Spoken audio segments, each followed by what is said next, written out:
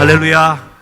오늘 이 저녁에 우리 그리스도 예수의 보혈이 우리의 몸과 마음을, 우리 육신을 씻는 이 저녁이 될 수 있기를 주님의 이름으로 간절히 축복합니다. 오늘 허락하신 하나님의 말씀은 룻기서 1장 19절에서 22절 그리고 3장 18절 말씀입니다. 찾으시는 동안 잠깐 광고 말씀드리겠습니다. 우리 지난 주일에 우리 중고등부 학생들 섬김과 또 청년들 섬김 식사 밥 맛있게 드셨습니까? 그러니까 맛있게는 드셨는데 좀 더 뭘 원하시는 것 같은 마음을 받았습니다. 내년에는 더 풍성하게 대접할 수 있는 내년까지 건강하시기를 주님의 이름으로 축복합니다. 네, 그리고 저녁에 우리 찬양 콘서트가 참 아름답게 진행됐습니다. 참 좋으셨죠? 예, 가까운 시간에 또 이런 일들이 많이 있었으면 좋겠고, 또 가장 좋은 은사 있는 분들이 우리 교회에 있다는 게 너무 자랑스러웠고, 하나님께 영광이 되었습니다. 예. 그리고 이번 주 금요일 저녁에 은혜홀이 될지 본당이 될지 아직은 잘 모르겠는데요. 한 200여 명이 참여하신다고 합니다. 우리 24시간 릴레이 금식 기도, 연속 기도회가 계속되어지는데요. 함께 관심을 가지시고 기도해 주십시오.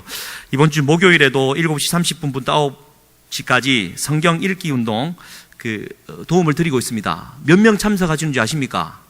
400명 참석하고 있습니다. 나누기는 알아서 하십시오.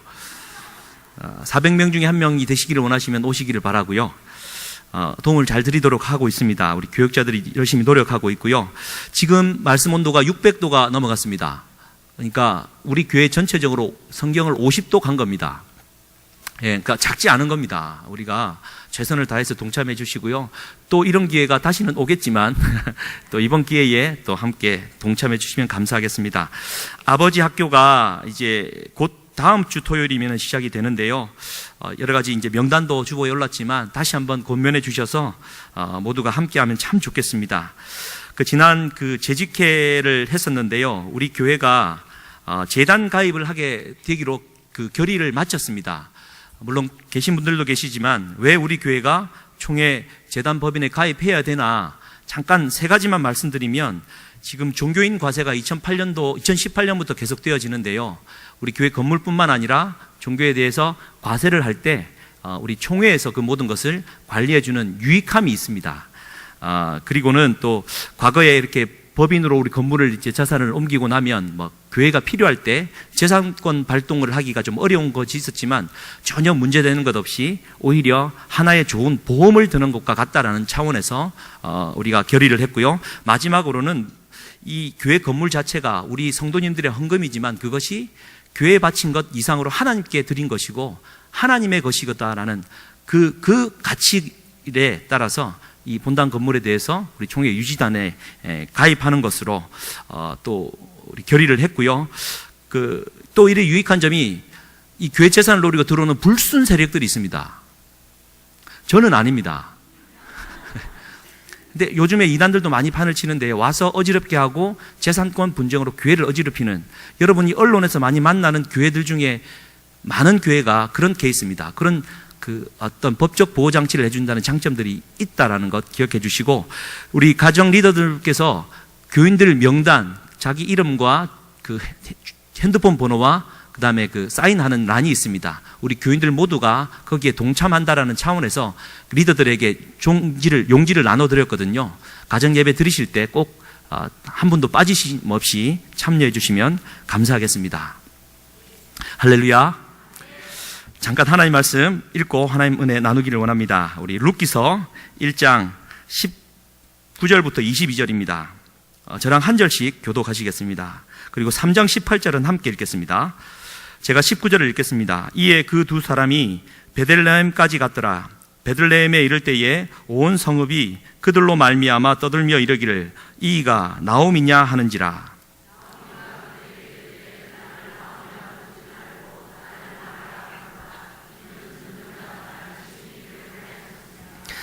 내가 풍족하게 나갔더니 여호와께서 내게 비어 돌아오게 하셨느니라. 여호와께서 나를 징벌하셨고 전능자가 나를 괴롭게 하셨거늘 너희가 어찌 나를 나옴이라 부르느냐 하니라.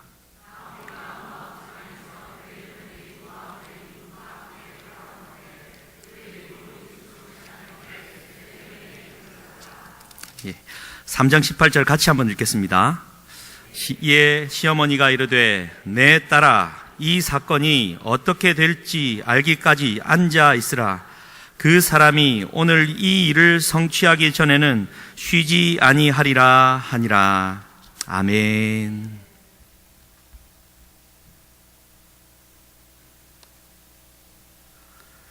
예.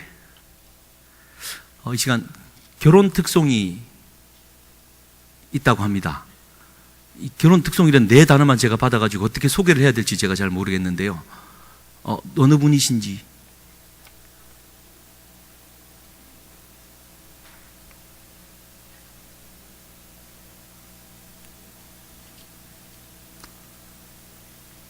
이것만 주고 가면 제가 너무 지금 너무 당황해서 어떻게 예.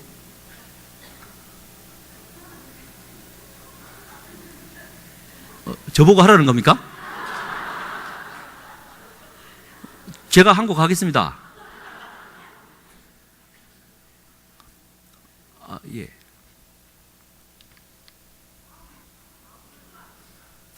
다음 주. 예. 예. 이렇게 커뮤니케이션이 이렇게 때려가 있습니다. 그죠? 해필이면 또 제가 왔을 때는 이렇게, 손이 땀이 나고. 그러면 일단 다음 주로 알고 그렇게 하겠습니다. 그럴 줄 알고 제가 한 곡을 또 준비했습니다.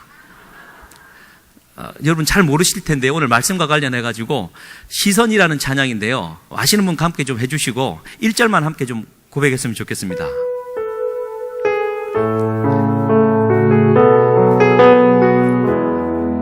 내게로부터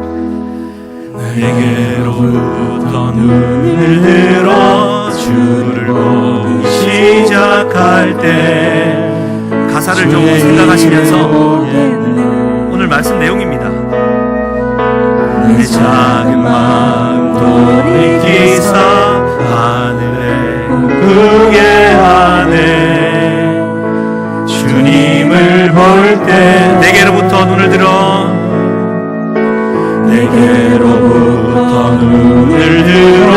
주를 보기 시작할 때 주의 일을 보겠네. 내 작은 마음 돌이키사 하늘에 꿈꾸게 하네. 주님을 볼 때 모든 시선을 주님께 드리고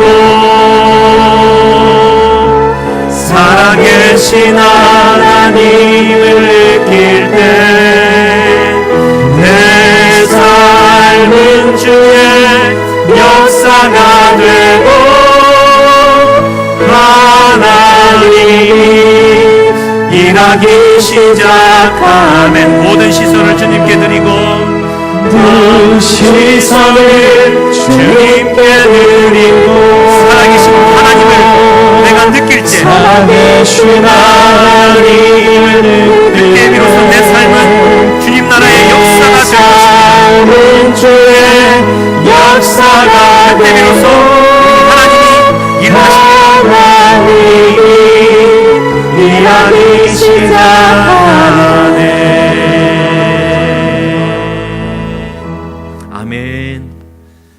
이 곡이 결혼하신 가정에 축가가 되기를 주님의 이름으로 간절히 축복합니다. 예, 시키는 대로 다 했습니다. 사랑하는 성도님들, 이 저녁에 주의 전에 오신 여러분들을 주님의 이름으로 환영하고 또 축복합니다. 주님께서 사랑해 주실 것입니다. 매번 우리가 축복을 하지만요, 여러분 좀 자기를 좀 안아주시겠습니까? 이렇게 좀 안아주시고 토닥토닥 해주시고 좀 민망하지만 좀 쓰다듬어 주시고 따라해 주십시오. 괜찮다, 진성아. 진성하지 말고 자기 이름 대시라고요. 예, 저는 괜찮습니다. 괜찮다, 진성아. 그동안 수고 많았다. 그래, 진짜 수고했다. 내가 다 한다. 네, 우리 주님이 다 합니다. 예, 자기를 좀 사랑할 줄 아는 우리가 되었으면 좋겠습니다. 전능자가 나를 괴롭게 하였거늘이라는 제목으로 오늘 하나님 말씀 나누기를 원합니다. 문학이라고 하는 것이 그 시대 정신을 담는 그릇이라고 말을 합니다. 그 미국 문학, 이렇게 말씀을 시작하는 저를 용서하십시오. 제가 그걸 또 공부를 했기 때문에 그렇습니다. 미국 문학을 담는 그 그릇 중에 그 미국 문학을 이루는 가장 큰 핵심되는 인물을 꼽으라고 한다면 두말할 나위 없이 월트 휘트만이라는 사람을 꼽습니다. 예수님이 기원 전과 기원 후의 기준이 되시듯이 미국 문학이요, 월트 휘트만 이전과 이후로 나누게 됩니다. 이 휘트만이라는 사람이 1800년대 초하고 1800년대 후반, 이 19세기 사람인데요.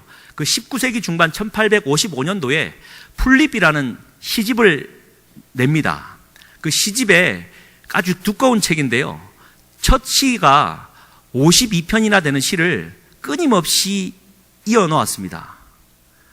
그 첫 시의 제목이 Songs of Myself, 그러니까 내 자신의 노래라는 제목입니다. 그 내 자신의 노래라는 말에서 또 의미가 좀 드러나죠. 때로는 뻔뻔하기도 하고 시건방지기도 하고 때로는 좀 외설적인 얘기도 서슴지 않게 하면서 자기 자랑을 하는, 자기 예찬을 하는 시입니다. 처음이 이렇습니다. 나는 나를 예찬하고 나 자신을 노래한다. 나는 내 자신을 뜨겁게 사랑한다. 할렐루야. 뜨겁게 사랑하십시오. 아멘이 작습니다. 뜨겁게 스스로를 사랑하는 여러분 되기를 주님의 이름으로 간절히 축복합니다. 거기에 풍부한 나 자신이 있고 모두 감미롭다. 하나하나의 순간도 그리고 무엇이 일어나든 나는 기뻐서 몸을 떤다. 할렐루야. 근데요, 이게 미국 정신이고 세계 정신입니다. 나만 좋고 나만 만족하면 괜찮다라는 얘기가 숨어 있습니다. 그러니까 오늘날 민주주의 사회, 오늘날 개인, 나만 괜찮으면 된다라는 정신이 휘트만부터 시작되었다라는 겁니다. 그리고는 24번째 시입니다. 자기 이름을 씁니다. 월트 휘트만. 나는 하나의 우주. 성미가 거칠고 살집 좁고 욕정이 넘치고 잘 먹고 잘 마시고 잘 생산하고 감상주의자는 아니고 남을 밟고 서 있거나 그들과 동떨어져 있지도 아니하다. 교만하지 않지만 겸손하지도 않은 자. 여러분 이게 보이십니까? 온통 자기라는 그릇 안에 자기로 가득 차 있습니다. 겸손이라는 가치도요, 절대자인 하나님 앞에서 내가 드리는 태도가 아니라 자기가 겸손은 이렇다라고 선을 그어놓고 거기에 적당하게 살아가는 것이 개인주의화 되어버린 사람들의 가치라는 겁니다. 초롱성 같은 개인주의, 자기로 충만한 내 자신의 노래라는 겁니다. 여러분 아시죠? 신앙이라는 게 어떻게 그렇습니까? 신앙이라는 거는 내가 그런대로 개인적으로 잘 살아가고 그런대로 남에게 피해주지 않고 그럭저럭 살아간다고 해서 얻어지는 것은 분명히 아닙니다. 생명이라는 것도 마찬가지 아닙니까? 생명이 내 스스로 만들어지는 겁니까? 우리 지난주 담임 목사님 설교 말씀 가슴에 남는 게 그겁니다. 내 부모를 공경하라. 몇 번째 계명입니까? 그새 까먹으신 여러분을 축복합니다. 5번째 계명이죠. 그런데요, 그 5번째 계명은 그 기독교 역사적으로도 그렇습니다. 5계명이 첫 번째 돌판에 붙는 5개가 있다라고 얘기하는 설이 있고, 이 부모를 공경하는 사람이 두 번째 판에 있다고 해서 4개, 6개가 되는 이 설이 있습니다. 무슨 얘기입니까? 부모를 공경하라라는 이 계명은 첫 번째 돌판에도 붙을 정도로 하나님을 공경하는 것과 같다라는 얘기고요. 뒷판에 붙어도 가장 인간이 먼저 준수해야 될 첫 번째 계명이 되는 것 아니겠습니까? 그러니 존재론적으로 우리 배꼽은요, 인간은 스스로 태어날 수 없고 만들어질 수 없다라는 것을 보여주는 겁니다. 내 부모를 공경하는 것은 내 존재가 스스로 만들어진 것이 아니라 태어난 것이고 누군가가 나를 있게 해 주셨다라는, 그래서 부모를 공경하는 것은 하나님을 공경하는 것과 같다라는 것 아니겠습니까? 관계 안에 있다라는 얘기죠. 내 스스로 사는 것이 아니라 누군가가 보고 계시다라는 겁니다. 그래서 내 삶에 하나님께서 일하고 계신 하나님의 시선을 놓쳐버리면 그것은 죽음이라는 것입니다. 정반대로, 휘트만과 정반대로 하는 시편이 하나 있습니다. 혹시 띄워주실 수 있으면 좋겠습니다. 시편 121편입니다. 제가 한번 읽어드리겠습니다. 여호와께서 너를 실족하게 하지 아니하시며 너를 지키시는 이가 졸지 아니하시리로다. 이스라엘을 지키시는 이는 졸지도 아니하시고 주무시지도 아니하시리로다. 여호와는 너를 지키시는 이시라. 여호와께서 내 오른쪽에서 내 그늘이 되시나니 낮에 해가 너를 상하게 하지 아니하며 밤에 달도 너를 해치지 아니하리로다. 여호와께서 너를 지켜 모든 환난을 면하게 하시며 또 내 영혼을 지키시리로다. 여호와께서 너의 출입을 지금부터 영원까지 지키시리로다. 아멘. 시편 기자는요, 하나님께서 지금 일하고 계심을 놓치지 않고 있습니다.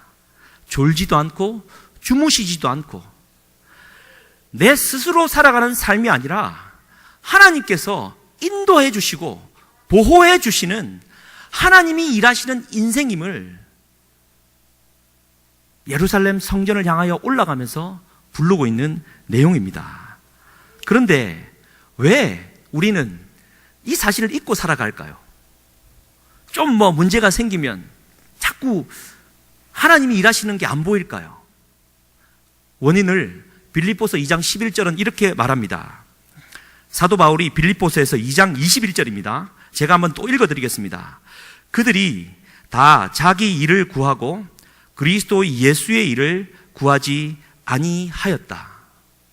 그들이 다 자기의 일을 구하고 그리스도 예수의 일을 구하지 않았다라는 겁니다. 자기 중심성. 다 자기 욕망대로 하나님의 일을 구했다는 겁니다. 그러면 그리스도 예수의 일이라는 건 또 무엇입니까? 요한복음 17장 4절은 이렇게 말합니다. 예수님께서 하나님 아버지에게 이렇게 기도를 하지요. 아버지께서 내게 하라고 주신 일을 내가 이루어 아버지를 이 세상에서 영화롭게 하였사오니. 보십시오. 예수님의 일은 무엇입니까? 하나님 아버지께서 하라고 하신 일입니다. 그러니 예수님이 이 땅 가운데 오셔서 하신 일은 하나님께서 하라고 하신 일을 하신 겁니다. 그러니 우리는 무슨 일을 하며 살아야 됩니까? 하나님께서 하라고 하신 일을, 우리 주님께서 하라고 하신 일을 하며 살아갈 때 우리의 영이 살아난다라는 것, 그때 비로소 하나님이 보이기 시작한다는 겁니다. 자기 중심성에서 벗어날 수 있다라는 얘기입니다. 룻기 말씀을 계속해서 지금 세 번째 하고 있는데요. 정리하면 그렇습니다. 룻기의 출발은 이렇죠. 유다, 베들레헴, 에브랏 사람이어야만 했던 엘리멜렉과 나오미와 두 아들이 자기의 고향 땅을 버리고 모압 이방 땅으로 간 이야기입니다. 거기에서 우리가 첫 번째 발견할 수 있는 것은 거기에는 어디에도 하나님의 목소리나 하나님의 인도하심이 없다라는 겁니다. 자기들이 알아서 자기의 길을 찾아 자기의 일을 구하며 갔다라는 겁니다. 결과는 뻔하죠. 엘리멜렉이 죽고 두 아들이 죽는 상황이 벌어집니다. 며느리 둘 중에 오르바는 돌아가 버렸고 룻 한 명만 시어머니 나오미를 붙쫓아 고향 땅으로 돌아온다는 이야기지요. 그런데 기억하십니까? 나오미는 이미 생산력도 없고 많이 늙어버렸고 정말 아무것도 가진 것 없는 이 빈털터리로 돌아왔습니다. 그리고 함께 따라온 며느리는 누굽니까? 모압 여인, 이방 여인입니다.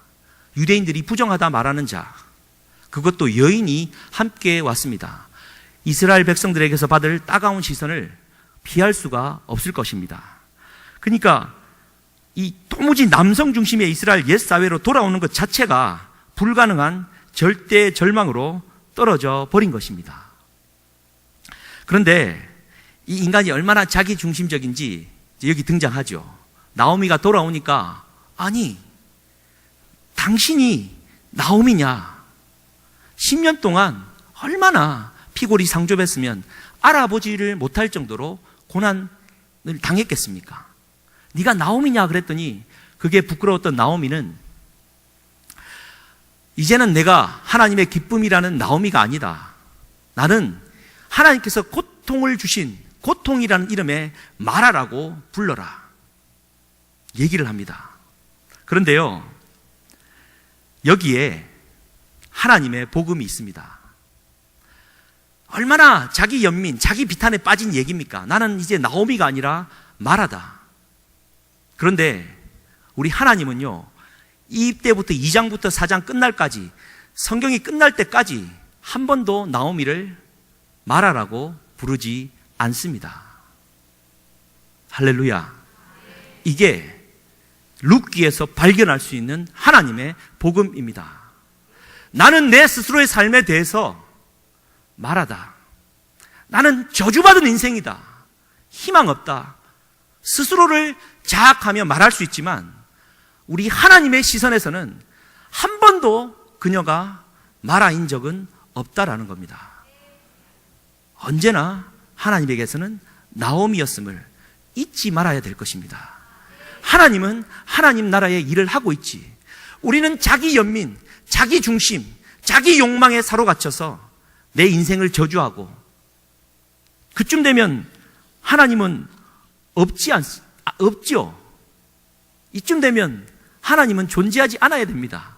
하나님이 계시다면 내 인생 이렇게 내버려 둘 수 없는 것 아니겠습니까? 그런데 여기에 놓치지 말아야 될 또 중요한 얘기가 등장하는데요. 오늘 말씀 20절 말씀 한번 보십시오. 20절 후반절입니다. 이는 전능자가 나를 심히 괴롭게 하였느니라. 그리고 21절 끝부분입니다. 여호와께서 나를 징벌하셨고 전능자가 나를 괴롭게 하셨거늘. 보십시오. 지금 나오미가 대단한 신앙 고백을 자기도 모르게 하고 있는 겁니다. 이쯤 되면 하나님이란 이름은 입에 올리지 말아야 됨에도 불구하고 그녀는 전능자가, 누구라고요? 전능자가 나를 괴롭게 했다라는 고백을 하고 있는 겁니다. 이것은 하나님에 대한 원망의 소리가 아니라 하나님이 나를 괴롭게 하셨다면 분명히 하나님의 뜻이 있다라는 자기 신앙의 고백이라는 뜻입니다. 할렐루야. 분명히 하나님께서는 내버려 두지 아니하시고 항상 그분의 시선 앞에 나옴이라고 한다면, 하나님께서 괴롭게 하셨다면 하나님께서 다시 기쁘게 해 주시리라는 자기 믿음이 숨어 있다라는 얘기입니다. 여러분, 솔직하게 한번 얘기하십시다. 우리나라식으로 생각해 보십시다. 이방 땅에 갔는데 사랑하는 남편 죽지, 아들 둘 다 죽었지, 나오미는 누구를 제일 원망하겠습니까? 아무 생각이 없으시죠? 워낙 평강으로 인도함을 받으시는 삶이니까. 우리나라식으로 생각하자는 겁니다. 누가 집에 잘못 들어온 겁니까? 며느리가 잘못 들어온 겁니다. 이놈의 이 며느리가 잘못 들어오니까 집안 이꼴 나는 건 아니냐. 꺼져라. 얘기 안 나오겠어요? 둘마저 다 죽어버리니까. 전부 막 니 탓이다, 니 탓이다라는 얘기 안 나오겠습니까? 그런데 그것마저도 인간 중심적인 사고라는 겁니다. 여러분, 제가 지난 주일 예배 때 한번 말씀드렸었는데요. 저희 명수대 교회에서 사역하다가 집에 똥물이 넘쳤던 그 집에 뭐 일이 많았습니다. 그 집은 참. 제가 이제 1층, 2층, 3층인데 어느 한 날은 목사님들, 사모님들하고는 다 가족들이 점심을 같이 먹자고 이제 약속을 하고 점심 때 모여들었습니다. 식구가 많으니까 저희 집에서는 밥상을 갖고 올라가고 위에서는 뭐 미역국을 끓이고 뭐 밥을 갖고 올라가고 이렇게 해서 뭐 푸짐하게 먹으려고 딱 왔는데 이제 막 여쳐저쳐 하는데 목사님들도 않고 하는데 저희 집에서 갖고 올라온 밥상 다리가 하나가 조금 안 좋았습니다. 딱 보이죠? 갑자기요. 국이랑 막 진수성찬하지만 많이 올려놓고 막 뜨거운 미역국을 올려놓은 찰나에 저였던 것 같습니다. 딱 하는데 어떻게 됐겠습니까? 팩 쓰러지면서 막 밥상이 있는 것들이 그대로 막 쓰러지면서 착착착착 막 그렇게 넘어지는 겁니다. 막 뜨거운 미역국이요. 막 다리랑 막 이렇게 떨어지고 막 난리가 났습니다. 누구 집구석 밥상머리를 이런 걸 갖다 놓고 와가지고 얘 이러냐? 밥을 언제 괜히 밥 먹자 그래갖고 이 꼴이다. 뜨거운 미역국을 갖다가 끓여갖고 왜 이렇게 막 난리냐? 막 서로 막 이렇게 비난의 소리가 막 높아졌다면, 그죠? 비난의 목소리가 높아졌다면 목회자 가정은 아니겠죠. 예, 예. 똑똑히 제가 기억합니다. 제 아내 말은 우리가 밥상 다리를 좀만 일찍 고쳤더라면 죄송합니다. 내가 미역국 말고 차가운 그걸 끓였다면 뒤는 것도 없었을 텐데 죄송합니다. 내 입이 방정이죠. 괜히 밥 먹자 그래가지고 이런 일이 벌어졌습니다. 여러분, 사모들 아무나 되는 건 아닙니다. 예. 우리 담임 목사님 사모님부터 시작해서요, 사모들 아무나 되는 거 아닙니다. 예. 축복해 주십시오. 예. 보십시오. 그러니까 오늘 말씀을 준비하면서 그 사건이 문득 떠올랐던 이유는요, 그 사건이 벌어졌고 안 벌어지고는 중요한 게 아니에요. 벌어졌다면 그것을 어떻게 우리가 해석하고 어떻게 하나님의 뜻 안에서 이루어가느냐가 중요한 겁니다. 여러분, 이렇게 고백할 수 있지 않겠습니까? 전능자가 우리의 밥상을 엎으셨습니다. 그냥 하는 얘기가 아니라요, 우리가 일어난 모든 일거수일투족의 작은 일 속에서도요, 밥 먹다가 밥풀 하나 떨어지는 것도요, 이해하시겠습니까? 하나님이 안 하셨겠죠? 네 밥풀 떨어지는 것까지 내가 신경 쓰기에는 나도 바쁘다 하시겠지만, 나의 신앙 고백 안에서는요, 그 작은 일 하나마저도 전능자가 나로 하여금 경험하게 하시는구나. 교회가 힘듭니까? 전능자가 교회를 힘들게 하는구나. 전능자가 나로 시험 들게 하시는구나. 그 말은 무슨 얘기입니까? 그렇다면 전능자가 그 마음을 치유하실 것이고, 그렇다면 전능자께서 그 교회를 회복시키실 것이라는 자기 고백 아니겠습니까? 우리가 그 나오미의 그 자기 고백들이 우리 안에 함께 있어야 할 것입니다. 그러니까 네 탓하고 내 탓하고 이런 거는 우리의 감정적인 소비라는 얘기입니다. 하나님께서 하셨다라는 이 한마디의 신앙 고백 속에는 모든 치유와 회복이 있다라는 겁니다. 할렐루야. 오늘 수요 예배 어떻게 나오셨습니까? 할렐루야. 센스쟁이들. 전능자가 나로 하여금 예배하도록 인도해 주셨습니다. 이런 신앙 고백이 끊임없이 우리 안에 일어나야죠. 나오미 그냥 보지 마십시오. 다 잃어버렸습니다. 아무것도 없습니다. 그 속에서 전능자가 나를 괴롭게 하셨다라는 말, 우리가 본받아야 될 이야기입니다. 그래, 돌아오니까 나오미에게는 아무도 없었습니다. 마라라고 부를 정도로 부끄러웠습니다. 그런데 이스라엘 백성들은 하나님께서 보조 장치가 있죠. 일가 친척들이 기업을 대신 물어줍니다. 빚진 빚이 있으면 특별히 땅에 대해서는 대신 사주는 법이 있습니다. 그래서 지난주일에 살폈듯이 아무개라는 사람이 먼저 기업을 물어주려고 합니다. 그랬더니 보아스가 등장해서 말합니다. 아니, 그렇게 하는 건 유대 율법이 아니라 네 재산을 줘서 땅을 되돌려 받으면 그 사람의 명의로 그대로 돌려줘야 된다 얘기를 합니다. 그랬더니 이 아무개는 그냥 포기를 해버리죠. 자기 집에 손해가 날까봐. 그래서 보아스가 이제 그 다음이 되어서 그 룻을 이제 아내로 맞이하고 샤바샤바해서 이제 잘 나간다라는 얘기가 이 룻기의 이 복음 아니겠습니까? 그러니까 이제 보십시오. 이 룻기는 누구의 얘기입니까? 엘리멜렉의 실수 얘기입니까? 나오미의 자기 비하 얘기입니까? 룻의 붙쫓는 신앙의 얘기입니까? 오르바가 목 돌려서 가버린 얘기입니까? 보아스가 그냥 룻을 긍휼히 여겨서 아내 삼았던 얘기입니까? 아니요. 그건 다 사람들의 이야기입니다. 룻기의 핵심은 하나님께서 그 일을 하신다라는 얘기입니다. 하나님의 일의 얘기가 룻기라는 겁니다. 내 작은 아무것도 아닌 인생 같지만 내 인생을 쓰시는 분은 내 스스로가 아니라 하나님이시라는 이 고백은요, 얼마나 대단한 겁니까?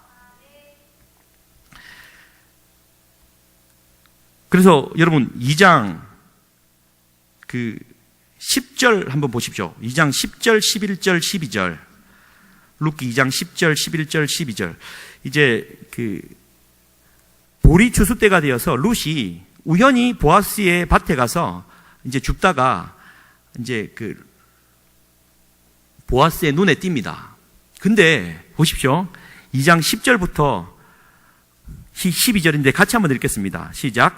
룻이 엎드려 얼굴을 땅에 대고 절하여 그에게 이르되 나는 이방 여인이거늘 당신이 어찌하여 내게 은혜를 베푸시며 나를 돌보시나이까 하니 보아스가 그에게 대답하여 이르되 내 남편이 죽은 후로 내가 시어머니에게 행한 모든 것과 내 부모와 고국을 떠나 전에 알지 못하던 백성에게로 온 일이 내게 분명히 알려졌느니라.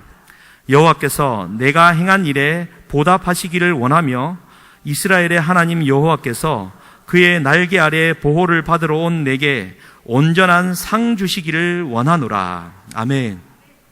보십시오.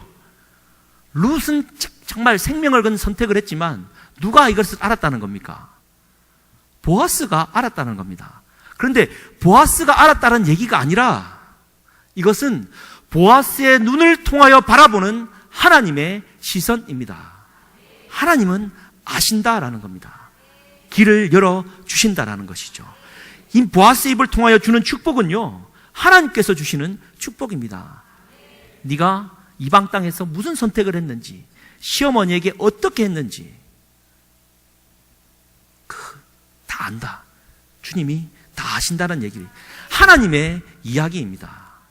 그리고는요 3장 18절 오늘 읽었죠. 시어머니가 이제는 그 룻에 대하여 어떻게 부릅니까? 내 딸아. 이 완전히 내 딸이 돼버린 거죠. 내 딸아. 이 사건이 어떻게 될지 알기까지 앉아있으라. 그 사람이 오늘 이 일을 성취하기 전에는 쉬지 아니하리라. 보아스를 향한 얘기거든요. 아닙니다. 이것은 나오미의 시선을 통해서 바라보는 하나님의 언어입니다. 하나님께서 주무시지도 쉬지 아니하시고 그 일을 끝까지 성취해 주신다라는 하나님의 약속. 이 나오미 아니겠습니까? 사랑하는 성도님들, 주님의 이름을 간절히 축복합니다. 그래서요, 늘 좀 그런 생각을 좀 해보게 됩니다. 나오미하고 룻은 보통 무슨 대화를 하고 지냈을까?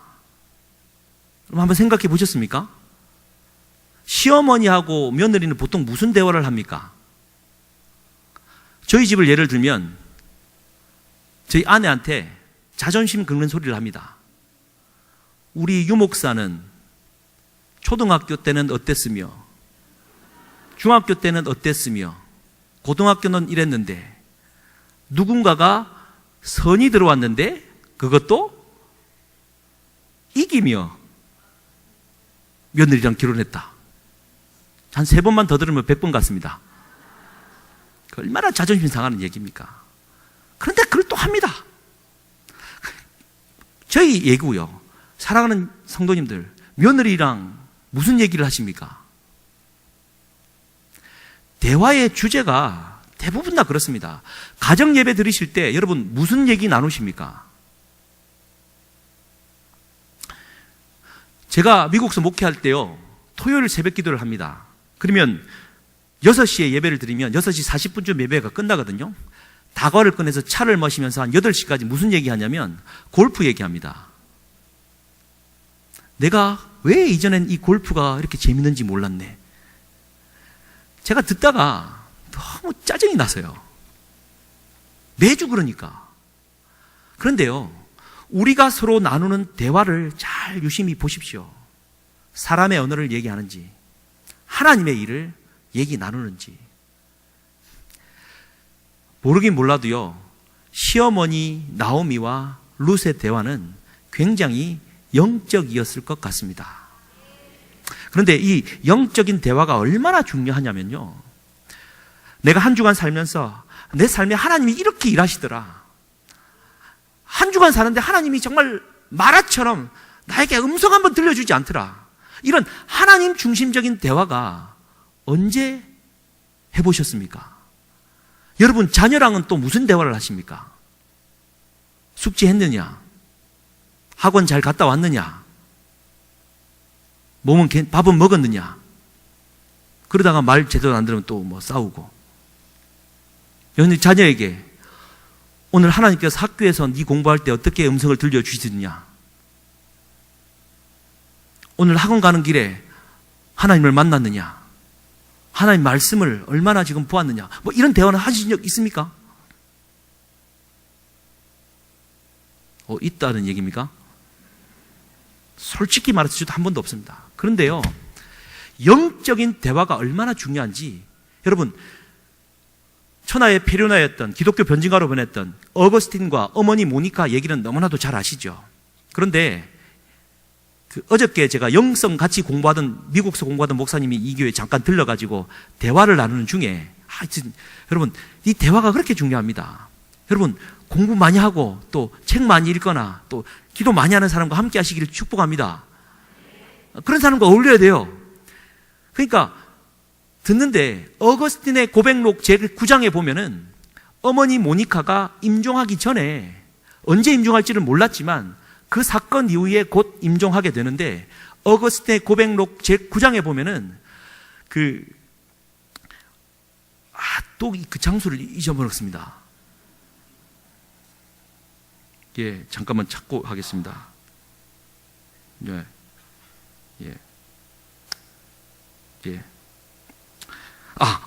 죄송합니다. 오스티아라는 지역에서 엄마와 아들이 대화를 하다가 정원을 바라보면서 대화를 나눕니다. 그런데 그 대화의 주제가 뭐였냐면요, 지금껏 살아왔던 성인들, 사도를 포함한 성인들의 영생의 그 본질은 뭘까? 여러분, 자녀와 영생에 대해서 대화 나눠본 적 있습니까? 차부라 막 그러고 말죠. 여러분의 자녀와 진지하게 하나님에 대해서 나눠본 적 있습니까? 그런데요, 여기에서 어거스틴은 신비로운 체험을 합니다. 그 성인들이 가졌던 영생에 관한 본질에 대해서 어머니와 주고받고 대화를 하는 중에 갑자기 어머니와 그 셀프 세임이라는 단어를 쓰는데요, 한 마음이 돼가지고 영이 또 올라가는 겁니다. 그러면서 쭉 사물을 통과하여서 하늘 높이 올라가랍니다. 어머니랑 똑같이 올라가면서 사물을 내려다보고 있고, 하늘로부터 내려지는 태양빛이 저 아래 비치고 있음을 보면서 천상으로 막 올라가서 하나님이 하셨던 일에 대해서 자기도 모르는 언어로 막 얘기를, 찬양을 하는 거예요. 너무 황홀경에 사로잡혀 있다가 더 이상 찬양을 할 수 없는 그때가 되어서 다시 그 영이 쫙 내려오면서 자신의 육의 언어로 다시 어머니와 대화를 하였다라는 고백을 그 고백록에서 하고 있더라고요. 찾아보니까. 여러분, 자녀가 아무리 못 알아듣고요, 하나님 얘기만 해도 거부감이 있다 해서 대화를 멈추지 마시기 바랍니다. 어머니 모니카는 아들 어거스틴을 위하여 평생을 기도했던 여인 아니겠습니까? 모르긴 몰라도 어거스틴이 뛰어난 신학자임에도 불구하고 그 대화는 어머니가 이끌어 갔으리라 믿습니다. 어거스틴은 무조건 순종했거든요. 그 아들과의 대화 속에서 그 하나님의 것들. 그래서 시어머니 나오미와 며느리 룻, 결국 딸과 같이 변해버린 그 둘 사이의 대화, 어머니와 딸처럼 변할 수 있었던 이유는 전능자가 나를 괴롭게 하셨다. 하지만 주무시지도 졸지도 아니하시는 이스라엘의 하나님께서 우리에게 소망을 주시지 않겠느냐. 진짜 소망이 생기지 않습니까? 보십시오. 이 이야기가 어떻게 전개되는 줄 아시죠? 우리는 이미 결론을 알고 있습니다. 보아스가 룻과 결혼을 합니다. 누구를 낳습니까? 오벳. 오벳은 누구를 낳습니까? 이세. 이세는 누구를 낳습니까? 다윗. 다윗은 이세의 아들 중에 몇 번째 아들입니까? 7번째일 수도 있고 8번째일 수도 있습니다. 열왕기랑 사무엘이 틀리기 때문에 정답은 막내 아들입니다. 여러분, 만약에 다윗이 오벳과 이새처럼 장남이었다면 이 이야기는 사람들의 이야기입니다. 족보 이야기죠. 그러나 오벳과 이새와 다윗으로 이어진다라는 것은요, 하나님의 일이라는 뜻입니다. 인간 족보 얘기가 아니라 절대 절망 가운데 있는 그 나오미 그 가정을 통하여서 하나님께서 일을 하시니까 절대 희망이 되더라라는 얘기를 우리에게 해주고 있다라는 얘기입니다. 사랑하는 성도님들, 지치지 마시길 바랍니다. 힘을 내시길 바랍니다. 예. 그래서 말씀을 좀 마무리를 좀 했으면 좋겠습니다. 늘 제 마음 안에는 창세기 1장 2절이 남아 있습니다. 몇 번 강조했습니다. 시작, 땅이 공허하고